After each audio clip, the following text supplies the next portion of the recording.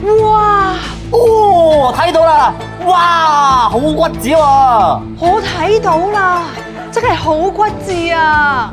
老細請放心，我會幫你好好介紹嘅，保證大家睇完之後都知道如何做好一套兒童房。Hello， 老細，我係 Louis。咁有2個細路仔嘅，快啲睇過嚟啦！呢套兒童房嘅設計啊，上下鋪床仔夠晒坑位，咁2張床咧都有一個咩啊下花門嘅床頭窗啊！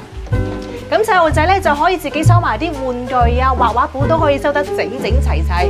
我哋床底個空間都冇浪費㗎噃，整咗2個櫃桶，襪仔褲仔塞晒入去。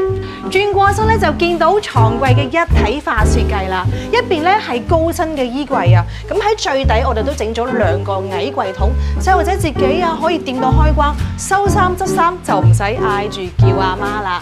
咁隔離睇翻呢個細書台做功課啊，喺上邊嘅吊位我哋收埋唔常用嘅嘢啊，細節超貼心㗎。咁繽紛嘅顏色咧配埋一個雪條棍、小木屋擋邊㗎，成個童話故事咁，全圓角嘅設計。嗱，呢度圓角啦，仲有呢度都係圓角嘅，跑跑跳跳唔怕撞，老媽子只放心。